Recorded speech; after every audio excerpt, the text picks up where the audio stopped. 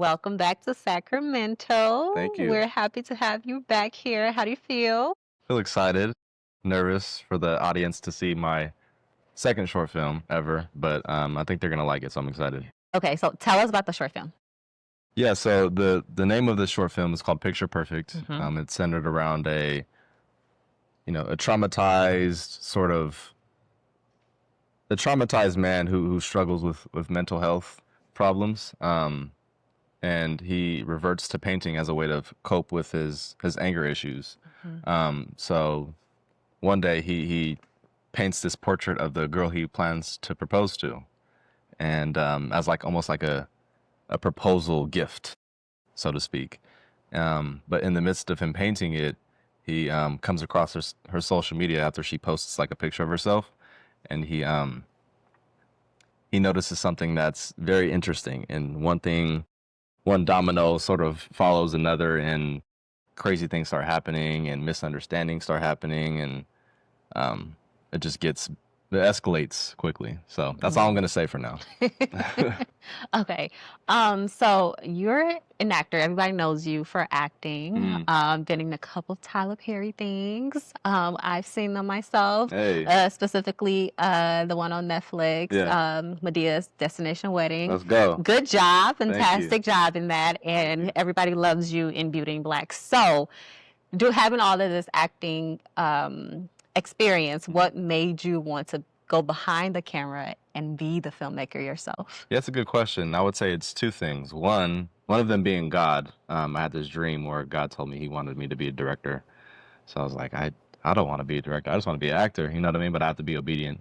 So my walk in faith and listening to God, that was one reason. And the second reason was I love acting so much, and I don't want to just wait on other people to give me opportunities. You know what I mean? I want to create opportunities for myself.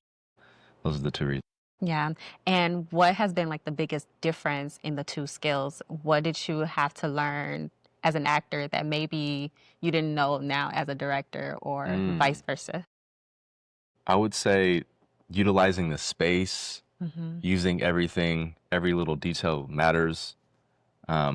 Silence is very powerful, and I was always taught that as an actor, but you get to see it more from behind the camera. So there's so many things I can be here all day as far as like what is different from acting versus directing, but they all play, sort of hand in hand. So it was I don't want to say seamless transition, but it wasn't as hard as I anticipated. Okay. So you grew up right here in Sacramento. Yes, ma'am. Yes, ma'am. How did this city shape you to become the person that you are today, an actor, a Mm. director, yourself? How Yeah, did this city shape you? that's a good question. I would say there's so many reasons, but the first thing that comes to mind is the diversity of it. Me Wait, being I can't edit that out. Do that again. okay, okay, okay. Okay. Can't edit that part out. Yeah, you good, you good. Had you paused, I would be able to edit out. Yeah, no, you Okay. good.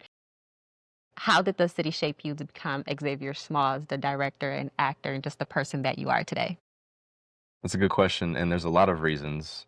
But I would say the first thing that comes to mind is the diversity of it. Me being half black, half white, I sort of fit into a lot of different demographics, have a lot of different friend groups, being an athlete, growing up an athlete, be going to three different high schools. So I would, been all over Sacramento from Rancho Cordova, which is the neighborhood I grew up in, to North Highlands, to South Sac. I've been all over the place. So I've come across many different walks of life, and all those things sort of shaped me into the person I am today. Hmm. Um, did you think you would be where you are today when you were growing up in Sacramento? No, not at all. I Yeah. actually thought I was going to be in the dental field. I thought I was going to be an orthodontist. What? And how did you make that switch? Yeah, it's a good question. In college, I'd stumbled across an acting class, and I needed the extra credit, so I participated in this 10-minute play, on stage. And when I did the 10-minute play, I was shaking in my boots. I was just so nervous, but the adrenaline rush I got sort of reminded me of football, of sports. I was like, you know what? I like this. Let me keep doing it. So one thing led to another, and then I ended up making it my major, and then the rest is history. You went from shaking in your boots to making it your major. Mm-hmm. Mm-hmm. That is something. Yeah. Wow. And what did your family say? Thinking they're raising an orthodontist, Yeah. not knowing they're raising an actor and director. What did they say? Yeah. Well, they didn't have a choice because I've always been my own man, even from a young age. I'm the oldest of 6, so I sort of matured from, like I said, a very young age. My mother, I was actually anticipating on dropping out of college when I realized I was horrible at science. You know what I mean? And then she just, she was like, just graduate from me, graduate. You made it this far. And then like I said, I found acting. So it was more of like my mom just being really supportive of me. And she already knows how hard I work as an individual. Like she's seen it in sports, she sees it in other avenues. So she believed in me. And that was what gave her the confidence and to be, the full supportive mother that she is. Just so you can shout it out. What college did you go to? I went to Sacramento State. Sacramento State. Go dig. Hornets. You dig. Let's go back to Picture Perfect for a little bit. Yeah. What was the genesis of it? How did you come up with that story and why? That's a good question. So I'm a big movie guy, right? And there was 2 movies that sort of inspired me to create this. One of them being Raging Bull, which is my favorite performance by Robert De Niro. And there's a movie called Brothers with Jake Gyllenhaal and Tobey Maguire. The Raging Bull, in that movie, there's a scene where Robert De Niro's character and Joe Pesci's character sort of get into a quarrel, and Robert De Niro's like, "Did you screw my wife while I was gone?" And then he's like, "What are you talking about?" But he did. And then in the movie Brothers, Tobey Maguire's character had went to the army, and his brother Jake Gyllenhaal was sort of there with his wife, and they thought Tobey Maguire was dead, so they had like this weird little entanglement.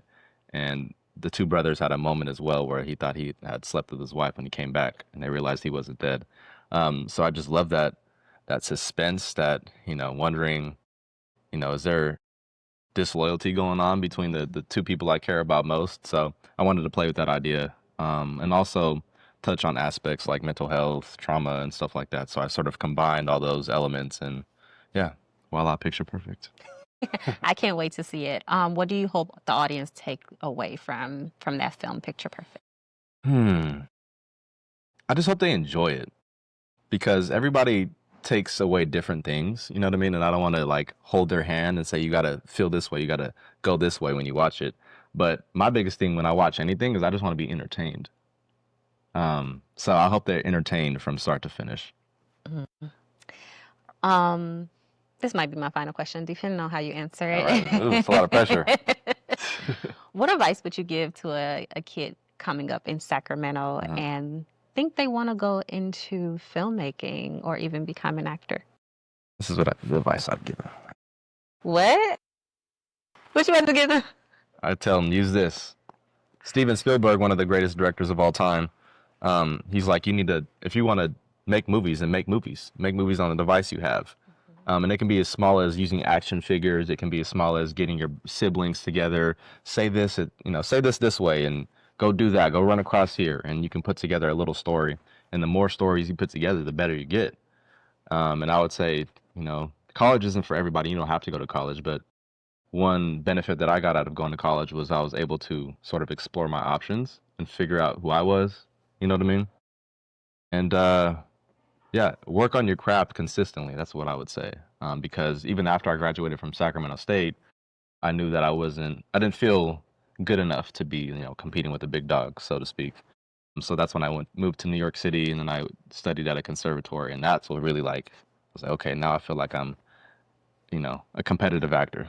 So I would say, work as hard as you possibly can. Make 0 excuses. If you make excuses for yourself, you're not going to make it. That's just all there is to it in any sort of career path, but particularly this. Awesome. Thank you so much. Yeah, This has been wonderful. I look forward to seeing your film and the rest of the work that you do in your career. Yes, ma'am. Thank you. Thank you very much. Awesome. Nobody kicked us out. Yay. See?